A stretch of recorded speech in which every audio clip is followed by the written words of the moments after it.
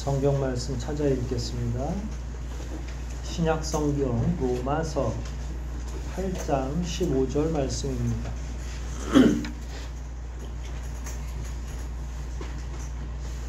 로마서 8장 15절 말씀.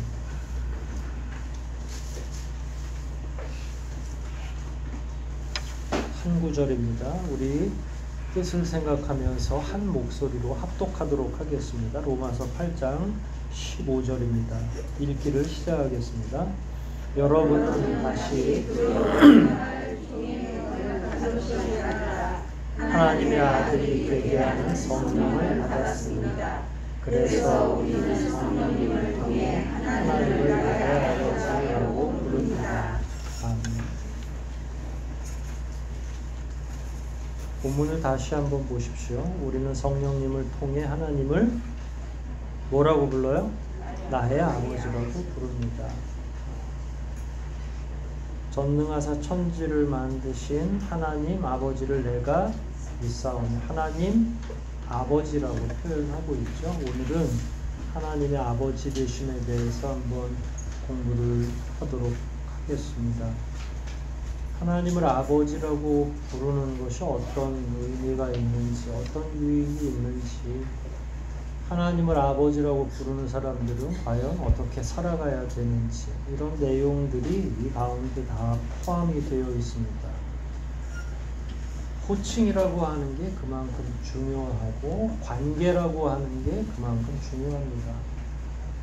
우리가 만일 하나님을 아버지라고 여기지 않는다면 우리는 그냥 하나님 닮아가지 않아도 되죠. 자녀는 누구를 닮게 되어 있습니까? 부모를 닮게 돼 있죠. 아버지도 닮고 어머니도 닮고 가정에서 오랫동안 같이 생활을 하면 걸음걸이도 또 심지어 목소리도 닮아가요. 가끔 제가 저희 아버님하고 같이 살 때 제가 전화를 받으면 저희 아버님 형제가 7남매인데 고모들이 저한테 오빠야? 라고 말을 하죠. 아마 목소리가 그렇게 비슷한가 봐요. 저는 전혀 못 느끼겠는데 그만큼 닮아가도록 되어 있고 피는 못 속인다 이렇게 이야기하죠. 그런 면에서 다시 오늘 주제로 넘어오면 우리가 하나님을 아버지라고 부르는 것에서 그치는 것이 아니라 그 관계가 어디에서부터 왔는지, 우리는 그분을 아버지라고 부르는데 우리의 삶이 그걸 뒷받침하고 있는지, 이런 내용들을 좀 고민하고 묵상해 봐야 되지 않겠나 싶습니다. 이 세상은 누가 만들었습니까? 사도신경 첫머리에 그게 다 나오죠. 전능하신 분이고 천지를 만드신 분이고, 근데 그분과 우리 사이의 촌수가 어떻게 돼요? 아버지와 자녀 사이가 된 거죠. 하나님이 천지를 만드시고 마지막 날에 사람을 만드셨어요. 근데 하나님께서 친히 흙으로 사람을 지으셨죠. 그 코로 생기를 불어 넣어 주셔서 하나님을 닮은 생명이 된 거죠. 하나님과 동일하진 않아요. 동등하진 않지만 하나님이 생명을 불어 넣어 주신 거죠. 생명을 불어 넣어 주셨다는 건 다른 동식물들, 다른 피조물들하고는 전혀 같지가 않아요. 그러니까 생명은 살아있는 산 영이라는 의미인데, 쉽게 표현하면 하나님과 관계를 맺을 수 있는 특권을 의미해요. 그러니까 영의 종류가 같다는 거예요. 물론 하나님은 능력이 있으시니까 나귀하고도 소통하실 수 있고 하지만 나귀가 전권적으로 하나님의 말씀에 순응할 수는 있죠. 그래서 발람과 발락 이야기에 보면 나귀가 막 말을 하죠. 사람의 말을 할 수 있죠. 하나님이 시켜서 하는 거지, 나귀가 무슨 영을 가지고 생각을 하면서 오늘은 하나님과 어떤 대화를 할까, 나귀가 저쪽 밥도 잘 안 먹고 늘 묵상하고 있고, 이런 건 불가능하죠. 누구만 가능해요? 하나님과 사람 사이. 사람에게 뭘 주었기 때문에? 생명을 주었기 때문에. 근데 하나님이 만들었다고 해서 다 하나님이 아버지가 되시는 건 아니에요. 모든 관계가 그렇듯이. 갑자기 새들도 날라와서 하나님을 아버지라고 찬양하거나 하진 않죠. 만약에 새들이 지저귀는 새, 지금 밖에는 매미가 막 열심히 울어대고 있는데 하나님과의 관계라면 하나님을 아버지라고 찬양하는 게 아니라 자기들을 창조해준 창조주 하나님이기 때문에 저렇게 잘 울어대는 거예요. 그런데 우리는 단순히 지음받았기 때문에 하나님께 영광을 돌리는 그런 정도의 존재는 아니고 관계 때문에 하나님을 찬양하는 게 더 새롭고 감격스럽고 눈물도 흘리는 거죠. 우리가 하나님을 찬양할 때 만약에 그 관계가 명료하지도 않고 그분이 나를 지었는지 안 지었는지도 잘 모르고 그 촌수가 명료하지 않으면 찬양할 맛도 안 나요. 그냥 관계가 명확하지 않은데 뭘 찬양을 해요. 여러분들이 우리가 이제 종교 가운데 불교도 있고 그런데 부처님도 막 찬양하고 그렇습니까? 그렇지 않죠. 기본적으로 그런 관계가 형성 안 되어 있기 때문에 그런 거예요. 근데 하나님과 우리 사이는 관계가 형성이 되어 있는 거예요. 그러나 처음부터 하나님이 아버지셨을까? 저는 추측은 해볼 수 있다고 생각을 해요. 하나님이 흙으로 사람을 지었어요. 그 코에 생기를 불어 넣자마자 아담이 눈을 번쩍 떴죠. 그랬을 때 온 피조물들이 질서정연하게 자리를 잡았어요. 이미 첫째 날, 둘째 날부터 아담이 막 미리 만들어졌으면 아담은 트라우마 때문에, 왜냐하면 천지가 막 개벽을 하고 있는데 그걸 다 볼 수가 없잖아. 너무 놀랬을 것 같아요. 근데 아담이 마지막 날 태어났을 때는 모든 게 자연스러운, 사슴도 있고 매미도 있고 다 있을 자리에 있고, 특히 에덴 동산에서 머무르는데, 근데 다른 동식물들과는 대화가 되지 않아요. 산영을 받지 않았기 때문에. 근데 눈을 떴을 때 제일 먼저 누구를 봤겠어요? 코에 생기를 불어 넣자마자 아담이 눈을 떴을 거잖아요. 상상을 해보고. 그때 누구를 제일 먼저 뵙는 거예요? 만드신 하나님은, 이분이 나를 눈뜨게 했구나. 나를 만드셨구나. 그게 오늘날 사실은 여기서 아버지라고 하는 개념은 문화권 안에서 만들어진 용어라고 생각해요. 정의 자체가.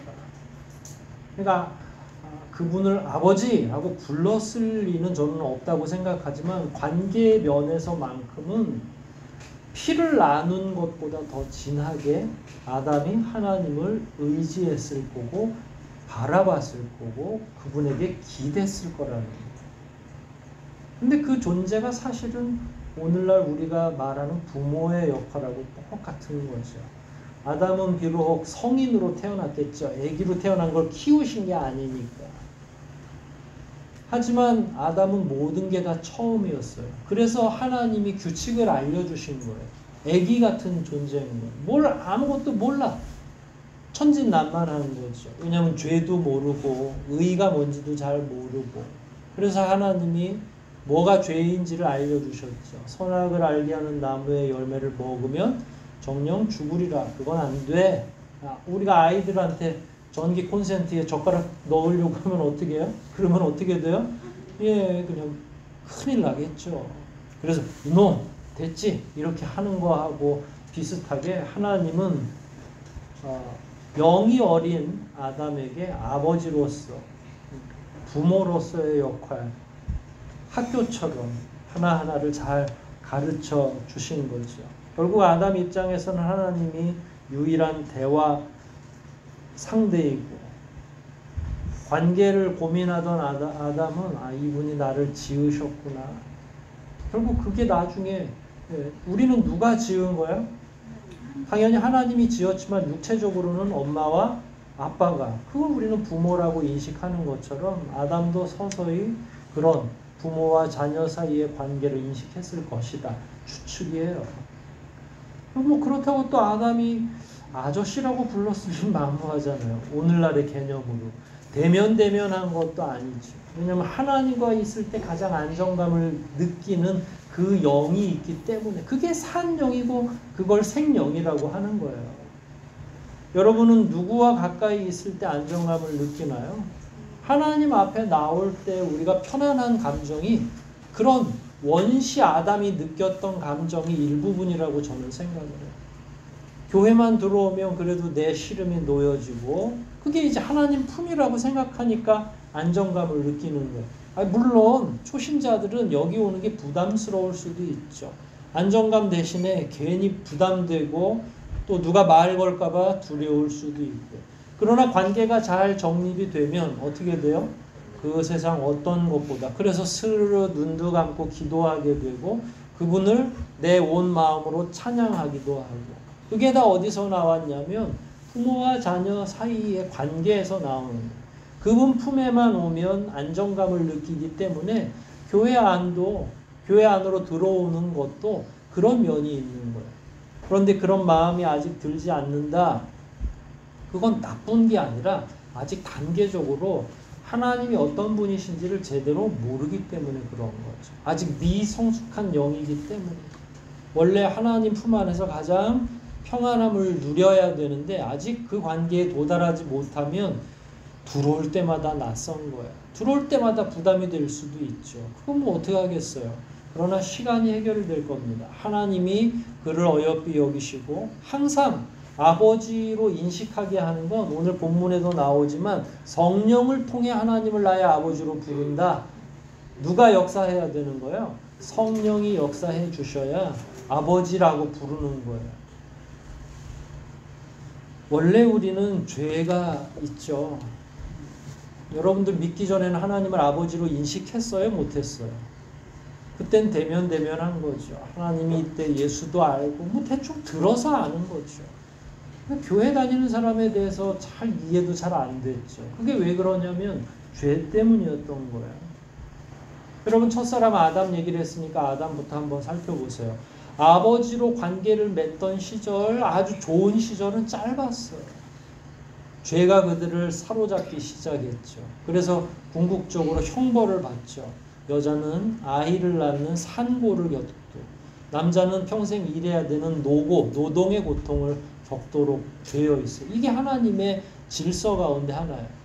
그런데 이들이 아직도 여전히 존재하는 생명을 영원히 지속시켜줄 생명나무의 열매를 먹을까봐 하나님이 처음에는 화영검을 가지고 그룹들로 하여금 생명나무를 지키도록 하셨어요. 근데 이것도 안 되겠으니까 하나님이 어떻게 하셨어요? 낙원에서 나가는 게 좋겠다. 형벌 중에 하나인 거예요. 그러면서 매일매일 산책할 때마다 하나님과 더불어 산책할 수 있는 특권을 놓친 거예요. Out of sight, out of mind라고 하는 영어가 있어요. 속담 같은 거죠. 눈에서 멀어지면 마음에서도 멀어진다는 거예요. 에덴에서 쫓겨나면 아담은 유리할 수밖에 없어요. 여기저기 헤매면서 돌아다닐 수밖에 없죠. 이제는 자기 손으로 먹을 걸 채집해야 돼요. 짐승을 잡아야 돼요. 이 일상이 바빠지는 거죠. 그러면 매일매일 아침마다 에덴 동산에서 눈만 뜨면 먹을 게 있고 가장 안정되게 살 수 있는 거예요. 옷을 벗고 있어도 감기가 걸리거나 너무 덥지도 않고 우리는 지금 막 23도로 유지해 놓으면 어떤 사람은 춥기도 하고 어떤 사람은 덥기도 하고 이게 다 죄 때문이에요. 에덴 동산에서 있었으면 이렇게 살진 않았을 텐데. 그때는 하나님과 만나는 게 일상이었어요. 마치 한 집에서 어머니 아버지와 같이 모시면서 살고 아침에 일어나면 아버지 일어나셨어요? 잘 주무셨어요? 인사하잖아요. 아담과 하와는 늘 그렇게 살았는데 쫓겨나고 나니까 벌어먹고 살아야 되잖아요. 여러분 1년에 몇 차례 부모님하고 살지 않는 여기 집사님 권사님들은 1년에 몇 차례 자녀들하고 통화하고 부모님들하고 통화합니까? 손에 꼽죠. 예전에 같이 살 때는 매일매일 인사했는데 똑같아요. 그러면 부득이 하나님과 아담과 하와 사이의 관계와 거리가 어떻게 됐겠어요? 가까워졌겠어요? 멀어졌겠어요? 점점 멀어지죠. 똑같습니다. 그런데 자식을 낳고 키우다 보니까 가인이 또 이번엔 아벨을 살인한 거예요. 죽이게 된 거예요. 그런 관계가 예전에는 5m 정도가 있었다면 가인과 아벨 때는 몇 미터로 넘어진 거예요? 10m, 20m씩 막 멀어지는 거죠. 그러고 나서 가인도 자식들을 낳는데 이게 악한 피가 흐르는 가계도가 하나가 생긴 거고 거기에서 살인자 라멕도 나오는 거고 아벨 대신에 하나님이 셋을 주셔서 그 가계도가 흐르는 게 노아까지 가는 가계도가 하나가 흐르는 거죠. 하지만 아담과 하와 때 매일매일 하나님과 산책하던 것하고는 이제는 거리가 너무 멀어진 거예요. 더 이상 가까운 관계가 아니고 최악의 상황이 된 거죠. 이때는 이제 사람들이 하나님과 더 멀어지니까 아버지라고 부르는 게 너무 어려워졌어요. 벼룩이도 뭐가 있어요? 낯짝이 있다고 그러잖아요. 그러니까 하나님을 아버지라고 부르기가 너무 여러분들 1년에 한 차례 두 차례씩 전화해서 부르는 건 그건 참 아버지라고 하기가 양심이 있으면 그래서 양심이 있어서 더 연락을 차마 부르지 않을 거니까 안 하면 안 되는 거죠. 참 이치가 하나님과 우리 사이의 이치랑 너무 비슷해요. 여러분 주일 성수가 그런 면에서 너무 중요한 거예요. 매일매일 가정 예배가 그래서 중요합니다. 가정 예배를 자꾸 얘기하는 게 가정을 낙원처럼 만드는 에덴처럼 그런 가정에서 매일매일 하나님을 아버지라고 부를 수 있잖아요. 가정 예배를 안 드리면 며칠에 한 번씩 불러요. 일주일에 한 번씩. 여러분 대다수가 일주일에 한 번씩 아버지 보러 오는 거죠. 세상 아버지 만나는 것보다는 좀 나을 수도 있죠. 여러분 가정 예배를 드리던 개인으로 가정 예배를 쌓든 하나님과 만나는 시간을 계속 가지세요. 그게 아담의 삶으로 돌아가는 거예요. 하나님 아버지와 내가 끊임없이 그 관계를 계속 유지하는 건 너무나 중요한 문제죠. 그걸 꿈꾸면서 살아가는 거예요. 여러분 천국 가는 거를 왜 우리가 기대하고 있죠? 거기가 순황금길이니까? 거기 가면 월세 안 내도 집을 주니까? 먹을 걸 마음껏 먹겠다고 생각하는 분은 없겠죠. 거리인들은 그렇게 생각할 수도 있죠. 하나님 나라는 아픈 것, 많이 아픈 사람은 또 아픈 게 없다는 게 그런 게 중요한 게 아니에요. 거긴 영으로 살기 때문에 아무것도 필요 없죠. 하나님을 마음껏 찬양할 수 있으니까 거기가 좋은 거예요. 그분과 시도 때도 없이 면전에서 만나고 대화할 수 있으니까 거기를 가려고 하는 거잖아요. 근데 이 땅에서는 어때요? 기어코 안 만나려고 그러죠. 하나님과는 좀 일정한 거리를 둬야 돼. 좋아할수록 일주일에 한 번만 만나야지 너무 자주 만나면 안 돼. 이런 마음이 있는 것 같아 우리 가운데. 좋은 것일수록 아껴야 돼 이런 생각이 있나 봐. 그런데 사실 천국 가면 많이 만나고 늘 만나려고 가는 건데 참 뭔가 우리가 잘못 생각하고 있는 게 있죠. 그럼에도 불구하고 하나님 입장에서는 끊임없이 사람들을 사랑하고 하나님께서 사랑의 표현을 늘 하시죠. 인간은 끊임없이 죄를 지어서 하나님으로부터 멀리 떨어지려고 하지만 하나님은 그런 인생들의 역사 가운데 들어오시죠. 그래서 노아도 부르시고 아브라함도 부르시고 이삭과 야곱을 부르셔서 민족적으로 이스라엘 백성을 부르시는 거예요. 그래서 하나님을 아버지라고 알던 아담과 하와 때부터 당분간 계속 떨어져 있어서 이제 아버지이신지 누구신지를 모를 즈음에 하나님이 이스라엘 백성들에게 다시 그 관계에 대해서 설명해요. 시편 2편 7절에 이런 말씀이 있어요. 너는 내 아들이라 오늘 내가 너를 낳았다. 이스라엘 백성들이 도저히 관계에 대한 규명이 안 되니까 하나님이 말씀해 주신 거예요. 얘들아, 사실은 내가 너희들의 뭐라고요? 아버지다. 이게 무슨 홍길동전도 아니고 아버지를 아버지라고 부를 수 없는 어리석은 죄 때문에. 그래서 하나님이 다시 이스라엘 민족에게 다가오시는 거예요. 하나님이 알려주셔야 예? 하나님이 우리 아버지라고요? 이렇게 일깨워지는 거죠. 여러분들은 하나님을 아버지인 줄 알고 태어났어요? 언제 아셨어요? 성령이 가르쳐 줬을 때. 여러분 오자마자 아버지라는 말이 막 나왔어요? 솔직히? 다른 사람 기도할 때 하나님 아버지라고 기도하는 모습을 보고 들으면 약간 닭살도 돋고 뭐 아버지라고 불러. 나를 낳은 아버지 어머니는 따로 있는데. 하지만 어느 순간에 어때요? 자연스러워지죠. 하나님 만나는 거, 그분의 품에 안기는 거, 이게 너무나 자연스러워졌어요. 누구 덕분에? 성령 덕분에. 그럼 성령 하나님이 하나님의 구속의 은혜를 우리에게 알려주고 우리에게 감동을 주는 거예요. 그래서 아담이 자기도 모르는 무의식 중에 하나님을 자기를 창조하고 만드신 아버지라고 감각했던 것처럼 우리도 이 땅 살아갈 때 믿음을 갖기 시작했고 성령이 우리를 인치기 시작했을 때 자기도 모르게 눈물을 흘리면서 그분을 아바 아버지라고 부르는 관계 안으로 들어가는 거예요. 이거는 목사가 가리킨다고 되는 게 아니에요. 어느 날 어느 순간, 그리고 그래서 다 다른 거예요. 모월 모시에 성령이 여러분들에게 일깨워주는 거예요. 얘야, 이분이 너의 아버지야. 그때는 우리가 말할 수 없는 감동과 감격으로 그분을 아버지라고 울부짖으며 찾게 되는 거죠. 그때서야 내가 너무 오랫동안 아버지의 품에서 벗어났던 죄인이라는 사실을 비로소 알게 되는 거예요. 교리 교육을 한다고 1:1 성경 공부한다고 알아지는 게 아니라 성령이 그 마음을 강하게 내리쳐야만, 성령이 그 안으로 들어가서 생명으로 주어져 있는 그 영이 작동하도록 역사하셔야만 이 촌수가 다시 알아지는 거예요. 지금도 그 마음이 없다면 그분은 기도해야 돼요. 저도 어릴 때 굉장히 많이 기도했어요. 심지어 신학교 다닐 때도 하나님 저 사람들은 왜 저렇게 울부짖나요? 저는 눈물도 안 나오는데 하나님 그 이유를 알려주세요. 기도가 단순해야 되거든요. 뭘 고차원적이고 뭐 대단한 기도를 나라 민족을 위해서 기도도 안 했어요. 그땐 내 앞가림하는 게 중요하니까 하나님 제가 목사가 돼야 되겠는데 은사도 주시고 지혜도 주시고 하나님을 알아가야 되고 저 사람들이 울부짖는 이유도 좀 알았으면 좋겠고 나는 냉랭하니까 아직 성령의 하나님이 내 안에 막 뜨겁게 역사하지 않으니까 말씀을 읽어서 성경 고사는 패스를 했는데 성경 시험은 패스를 했어요. 남들 다 떨어질 때 또 남들 다 붙을 땐 떨어지고.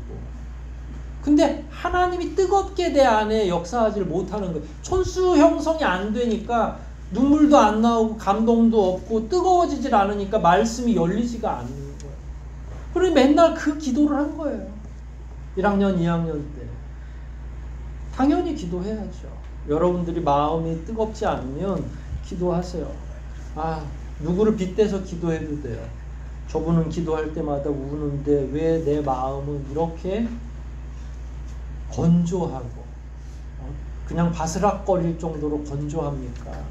하나님, 저 사람은 늘 죄 때문에 울부짖는데 왜 나는 그게 인식이 안 되죠? 기도해야죠. 그럴 때 누가 내려와요? 성령이 내려오는 거예요. 성령이 여러분들 마음을 쥐고 흔드는 거죠. 여러분 여차저차해서 하나님의 자녀가 됐죠. 근데 하나님의 자녀가 되려면 가장 중요한 게 뭔 줄 아세요? 의로워지는 거예요.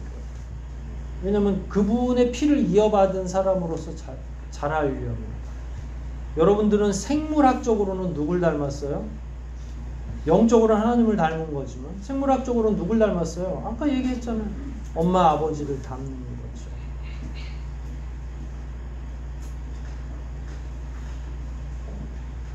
우리 제이는 어디를 가도 저랑 닮았다고 했어요. 왜냐면 제 딸이니까. 당연한 거죠. 안 닮으면 그게 이상한 거잖아요. 여러분들의 부모를 닮은 것처럼 우리가 하나님을 닮은데, 그럼 하나님을 닮은 사람은 어떻게 살아야 돼요? 뭐가 있어야 돼요? 그게 의로움인 거예요. 왜냐면 그 성품을 닮아가야 돼. 거룩한 성품을 닮아가는 거죠. 근데 우리는 의로워요? 의로움이 많아요? 죄가 많아요? 죄가 많죠. 구원을 완전하게 내가 받아들여야만 하나님을 닮아갈 수가 있는 거예요.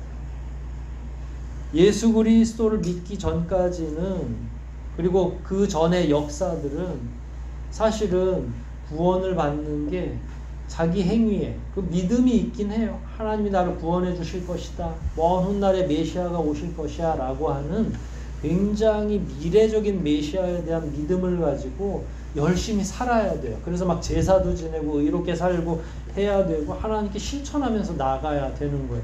그런데 이래가지고는 밑도 끝도 없어요. 너무 힘든 거죠. 그래서 하나님이 누구를 보내주신 거예요? 이 모든 거를 정리하기 위해서 예수님을 보내주신 거예요. 예수님이 오신 뒤에는 관계들이 거의 다 정리가 된 거예요. 왜냐하면 예수님이 십자가 보혈로 우리의 죄를 말끔하게 사해 주셨기 때문에. 이제 누구만 믿으면 하나님의 자녀가 되는 거예요? 예수 그리스도만 믿어요. 그런데 이게 얼마나 대단한 변화냐면 예전에는 예수님이 너희들은 마귀의 자식이야 라고 선언하신 적도 있거든요. 옛날에는 다 우리가 어떻게 살았냐면 크건 작건 하나님을 대적하는 자로 살았어요. 그런데 지금은 누구예요? 우리가 어떤 존재예요? 하나님의 자녀가 되는 거죠. 이게 보통 신분의 상승이 아니에요. 그래서 하나님을 아버지라고 부를 수 있는 길이 열린 거예요. 이게 여러분들이 생명을 분명히 받았는데 지금 자꾸 여러분들의 생명이 저 3층 천까지 올라갔다 내려갔다 하시는 분들이 있어요. 바울처럼. 네. 환상에 사로잡히지 말고 몸과 자기의 영혼을 빨리 깨우세요. 자신 없으면 저 뒤에 저렇게 서서 설교를 들으시던지 눈을 뜨세요. 제가 자꾸 신경이 쓰여서 십자가로 말미암아 예수님이 우리를 하나님을 아버지로 부를 수 있는 길을 열어주셨잖아요. 근데 이게 순서가 있어요. 사실은 원래 십자가는 보석이에요. 보석. 그러니까 보석이라는 건 그냥 죄를 사해주는 정도예요. 아직 아버지 하나님과 우리 사이의 관계를 정립해 줄 정도는 아니에요. 보석이 뭐냐면 노예 아시죠? 노예, 그러니까 우리가 그리스도인으로서 노예를 해방하고 싶어. 근데 우리 집에 있는 노예는 다 해방했는데 저 다른 집에 노예가 있어요. 그러면 그 노예를 해방시키기 위해서는 어떻게 해야 돼요? 사면 돼요. 사서 돈을 주고 사서 해방시키면 돼요. 그래서 원래 예수님이 십자가 보혈로 우리를 구원해 주신 건 첫 번째 단계는 속해 주었다. 돈을 치르고 속해 줬다. 근데 첫 번째 단계에서는 그냥 우리는 단순히 노예 신분이 저쪽 노예였다가 예수님의 수중으로 들어간 거예요. 하나님의 수중으로. 그러니까 그 위치만 좀 바뀐 거고요. 그러니까 처음부터 막 아버지 관계가 안 된 게 이치가 맞는 거죠. 뭐 바뀌자마자 하나님을 아버지라고 부를 수도 있어요. 어떤 사람은 성령의 은사가 동시에 믿기로 시인하자마자부터 터지는 사람들이 있는 거는 사실이에요. 하지만 어떤 사람, 대부분의 사람들은 시간이 걸리더라고요. 그래서 성령이 인쳐야만 그 다음에 관계에 대한 이해가 되고 규명이 되니까 그때 가서나 아는 거죠. 그러나 맨 처음에는 죄에서 그냥 해방된 거예요. 세례를 받는 첫 단계는 저는 그 정도 단계라고 생각해요. 죄인입니까? 네, 죄인입니다. 예수 그리스도로 말미암아 구원을 얻을 것을 확신합니까? 예, 확신합니다. 그 정도면 오케이고. 근데 다음 주부터 뭐 아버지 하나님 그러고 울고불고 할 수도 있지만 대부분은 아직은 그 관계가 뭔지를 몰라. 해방만 된 거예요. 하나님 쪽으로 옮겨진 것만 한 거예요. 호적만 파다가 여기다 놨는데 아직 대면대면한 상태예요. 아직은 자녀가 아니죠.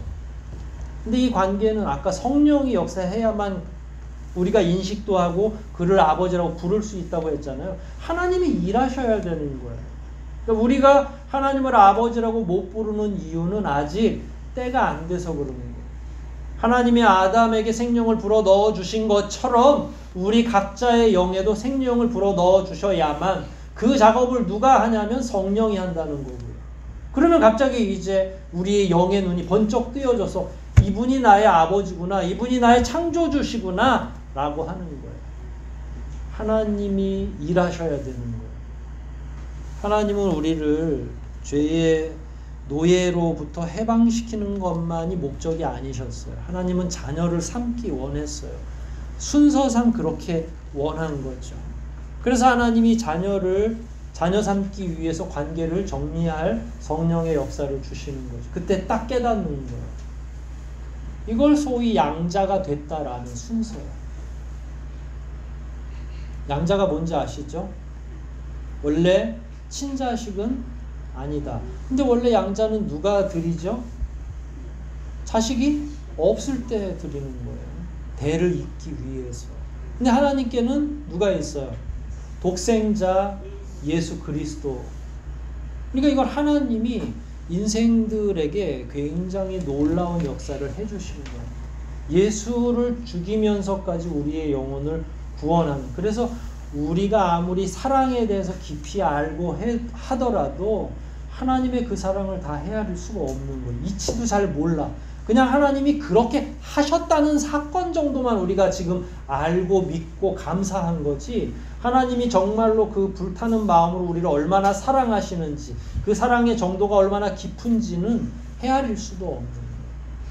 뭐 여하간 하나님은 우리를 양자를 삼기 위해서 당신의 가장 사랑하는 독생자인 예수 그리스도를 희생시키시면서까지 우리를 자녀를 삼기 원하셨던 거죠.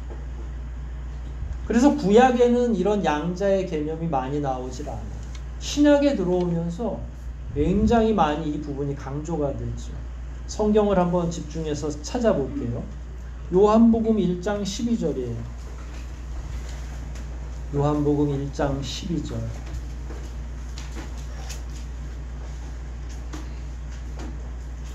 찾으셨어요? 함께 읽어볼까요? 요한복음 1장 12절 시작. 그러나 그분은 자기를 영접하고 믿는 사람들에게는 하나님의 자녀가 되는 특권을 주셨다. 뭐가 됐다고요? 자녀가 되는 특권. 그러니까 새로운 권한을 준 거예요. 특별한 권한.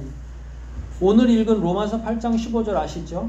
제가 읽을게요. 여러분은 다시 두려워해야 할 종의 영을 받은 것이 아니라, 아까 노예였다고 했잖아요. 그게 아니라 하나님의 아들이 되게 하는 성령을 받았습니다. 그래서 우리는 성령님을 통해 하나님을 나의 아버지라고 부릅니다.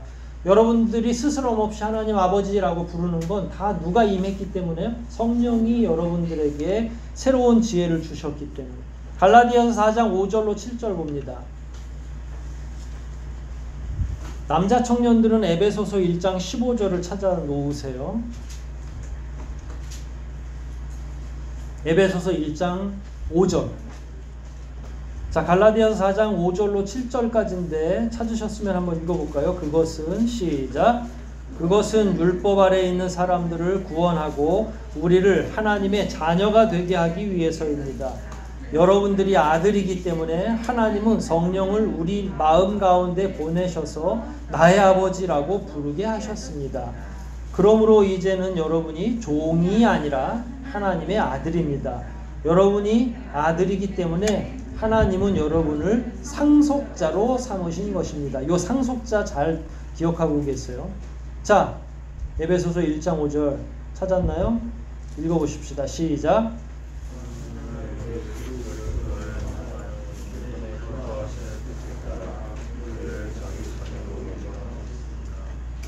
기뻐하시는 뜻을 따라 우리를 하나님의 자녀로 예정하셨다라는 거예요. 이걸 순서대로 그리면 우리는 원래 죄인이었죠. 그 다음에 노예 상태에서 벗어나게 해주셨죠. 그걸 구원이라고 해요. 그 다음에 양자 삼으셨어요. 근데 그 양자 다음에 아까 기억하라고 한 용어 아시죠? 뭐가 되게 하셨어요? 상속자. 그걸 후사라고 표현했어요. 옛날 성경입니다. 후사가 되게 하셨다.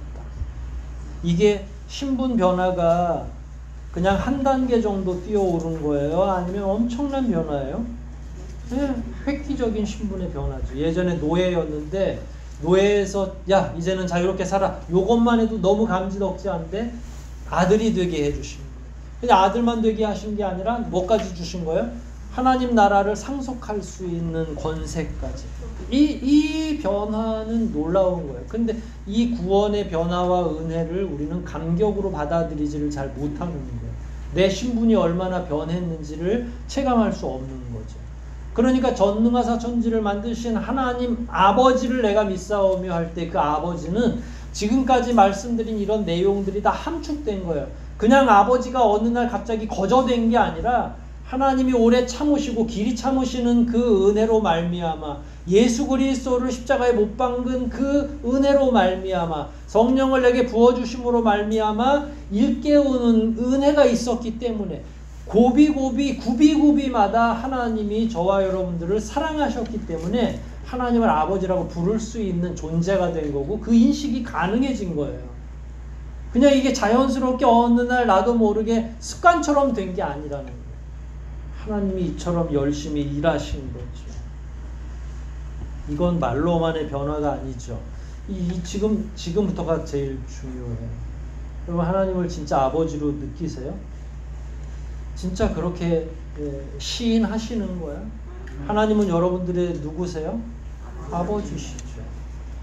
그럼 여기부터가 제일 중요하죠. 그러면 하나님을 아버지로 여기는 사람들에겐 가장 제일 중요한 게 아까 뭐라고 그랬어요?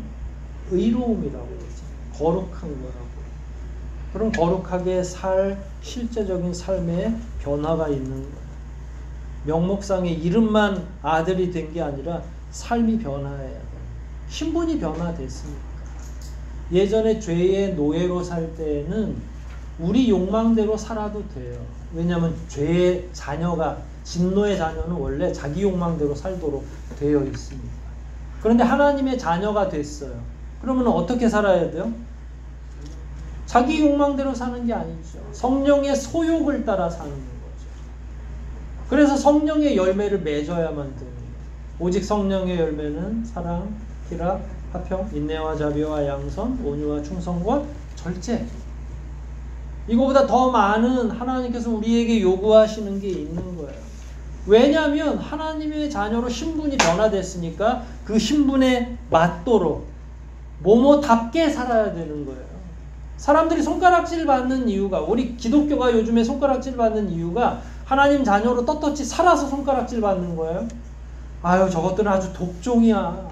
얼마나 거룩하게 살려고 노력하는지. 이거는 괜찮아요. 요즘에는 다 뭐라고 그래요? 죄인들이 우리를 향해서 이렇게 얘기해. 너나 나나 똑같아. 그러면 그건 뭐예요? 우리가 누구 닮아가는 거예요? 하나님 닮아가는 게 아니잖아요. 신분의 변화에 대해서 우리는 너무 무덤덤하게 가고 있는 거예요. 하나님의 자녀면 누구답게 살아요? 아버지 하나님의 자녀답게. 여러분 원래 우리는 왜 믿죠? 어디 가려고 믿어요? 천국 가려고. 하나님 나라에서 그분을 마음껏 경배하고 찬양하기 위해서 믿는 거예요. 제일 좋은 건 그거예요. 믿자마자 천국으로 확 올라가는 거예요. 사실은. 그러면 이렇게 야단 맞고 살 필요도 없고 얼마나 좋아요. 근데 또 그렇게 하고 싶지는 않아. 정리해야 될 게 있으니까 유보받은 거죠. 그럼 이 땅에서 믿는 즉시 하나님의 나라로 가면 좋은데 그게 안 되고 이 땅에서 당분간 살아야 돼요. 그러면 지금 살아가는 이 기간은 하나님의 자녀로 살아가야 되는 거예요. 어떻게 되는 거예요? 한번 생각해 보세요. 양심이 있으면. 하나님 나라 가서만 하나님의 자녀가 되는 건지 아니면 이 땅에서도 하나님의 이미 자녀가 된 건지. 여러분들이 기억 잘 못하실지 모르지만 여러분 세례문답할 때 다 손가락 걸고 새끼손가락 걸고 다 약속했던 거예요. 누구를 따라 살기로 한 거예요 그때? 예수 그리스도를 믿는 그 믿음으로 하나님의 자녀답게 살기로 다 새끼손가락 걸고 약속을 하신 거죠. 자녀라 하면서도 아버지라 부르면서도 죄의 자녀처럼 살면 구원이 완성되지 않죠. 그건 하나님을 속이는 일이잖아요. 아버지 부르면서 자꾸 나가서 딴 아버지를 섬기고 있어. 누가? 우리가. 여러분 그걸 몰아내는 과정을 성경에서는 경건의 연습이라고 해요. 하나님의 자녀답게 살아가는 훈련. 그래서 하나님도 어느 날 갑자기 여러분들이 전적으로 다 변할 걸 요구하진 않아요. 그래서 바울도 경건의 연습을 하라고 얘기하는 거예요. 하루아침에 변할 수 없는 거니까. 그 경건의 연습은 죄를 몰아내고 하나님의 자녀답게 사는 걸 경건의 연습이라고 하는 거예요. 거룩하고 의로운 삶. 때로는 기도하고 때로는 금식하고 때로는 구제하고 신자에게 마땅히 요구되는 그런 삶을 살아가는 것. 예배를 중요하게 여기는 것. 하나님 말씀을 즐겨 읽는 것. 온유하게 사람들을 대해주는 것. 하나님이 그런 걸 원하는 거예요. 왜냐하면 하나님의 성품이 그러니까. 하나님의 길이 참으심이 없으면 이스라엘 백성들이 어떻게 구원을 얻었겠어요. 우리가 죄를 지을 때마다 즉시 하나님이 분노하고 하나님 막 벼락을 한 번씩 내려친다면 우리 가운데 누가 살아있을 수 있겠어요. 하나님이 참아주시는 거예요. 그래서 우리도 사람들을 향해서 참아주는 거예요. 온유하게 대해주는 거죠. 여러분들과 제가 옛날 가지고 있는 성품을 여러분 그런 말 하시면 안 돼요. 나는 원래 그래. 내 성격이 그런 걸 뭘 어떻게 하라고. 바뀌어야죠. 온유하셔야죠. 인내해야 되잖아요. 그래 원래 그런 건 누구의 자녀였기 때문에 원래 그런 거예요? 예. 사탄의 자녀였기 때문에. 왜냐하면 사탄은 네 성격대로 마음대로 해. 소리쳐.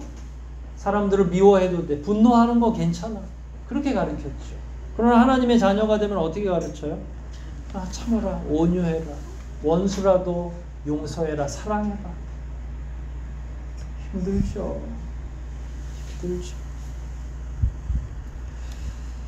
근데 저는 가끔 그런 생각을 해요. 정말로 우리가 모를까? 뭘 모르냐면 여러분 하나님이 기뻐하시는 삶과 하나님이 싫어하는 삶을 유초등부가 아니잖아요. 알아요? 몰라요? 근데 청년들은 가끔 요즘은 질문 안 해요. 저한테서 나갈 말이 뻔하니까. 근데 요 아리까리한 문제를 차라리 그럴 때는 안 하는 게 나아요. 할까 말까, 이게 이제 물건 같은 것도 살까 말까 망설이면 사지 말라고 그러거든요. 우리가 삶의 현장에서 이걸 할까 말까 망설이면 하지 마세요. 하나님의 기준을 100% 다 몰라요. 성경을 다 모르니까 이게 해도 되나 안 해야 되나를 모르잖아요. 안 하는 게 여러분에게 유익하다는 거예요. 근데 그 정도로 우리가 아둔하진 않잖아요. 솔직히. 하나님이 기뻐하시는 삶과 기뻐하지 않는 삶을 정말로 모르겠어요? 몰라서 못하는 거예요? 아니면 그냥 대충 뭉개고 있는 거예요, 우리가? 몰라서 못하는 건 아니죠. 저는 그리스도인이라면 설교를 그래도 몇 년 들으면 아이고 이런 일을 하면 안 되겠구나.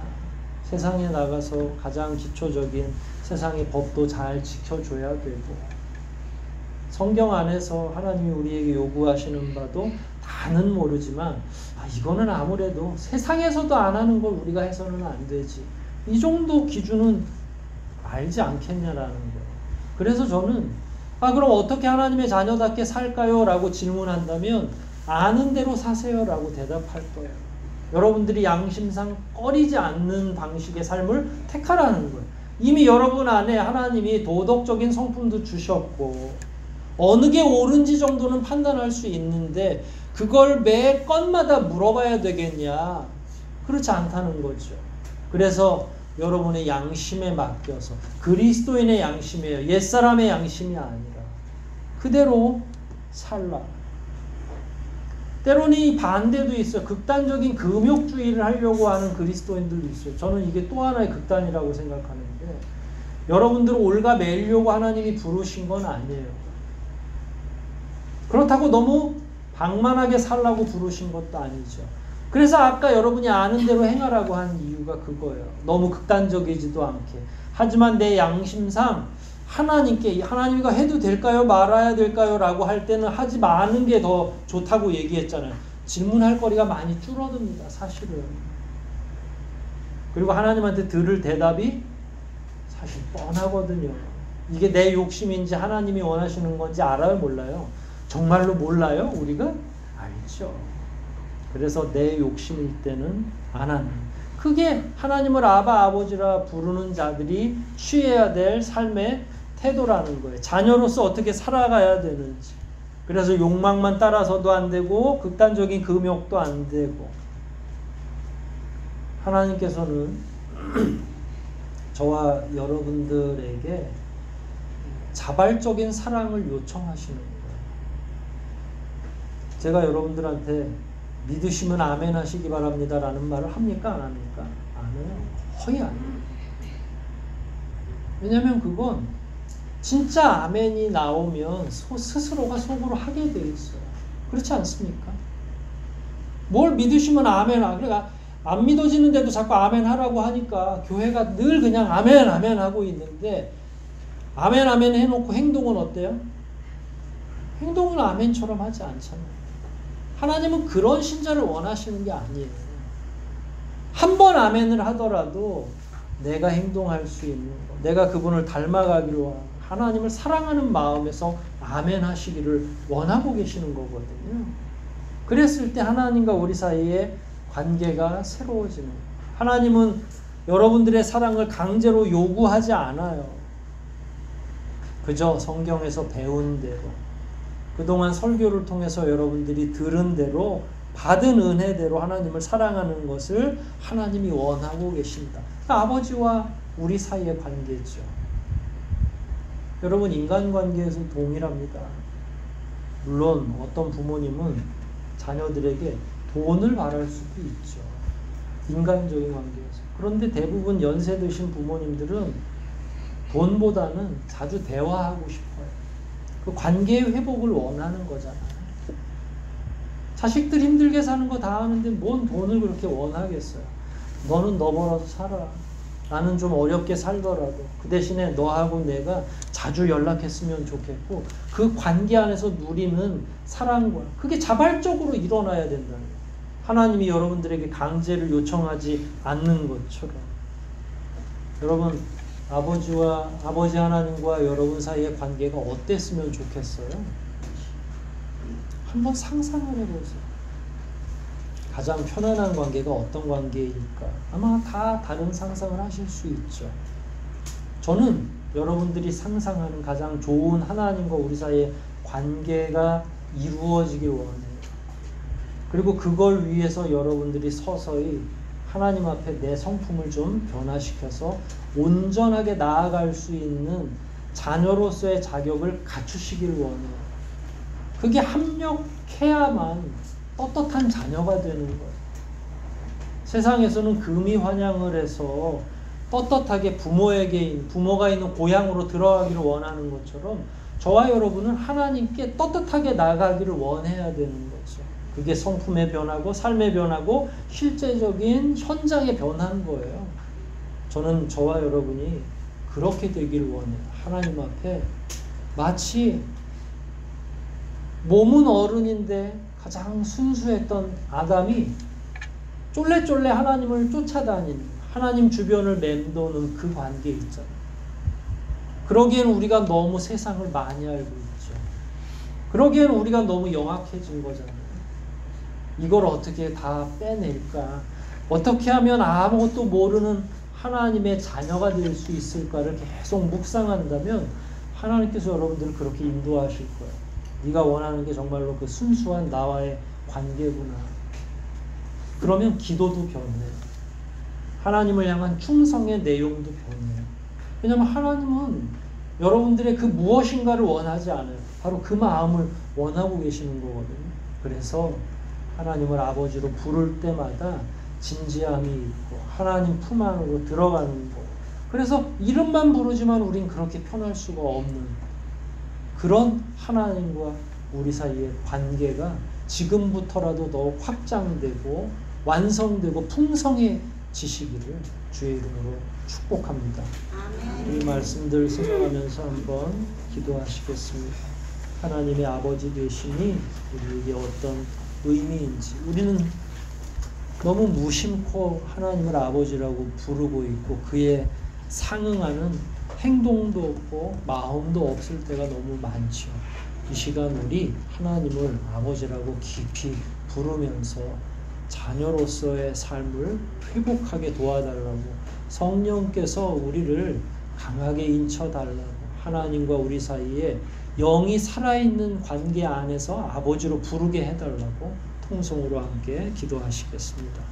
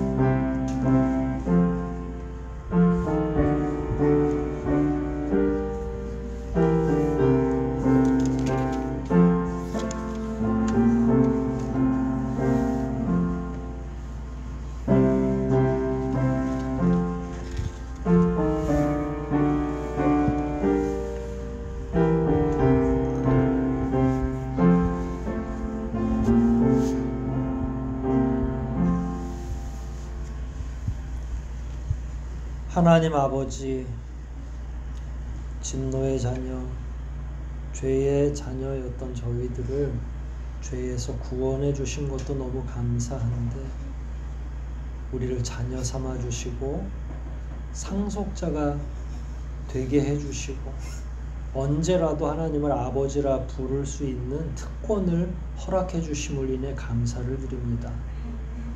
우리가 혹시 이런 깊은 은혜를 망각하고 사는 것은 아닌지 되돌아보게 해주시고 하나님의 자녀로서 이 세상 살아갈 때 부끄럼 없는 인생 살아가게 도와주시옵소서. 이 시대의 교회는, 이 시대의 그리스도인들은 너무 많은 손가락질을 받고 있습니다.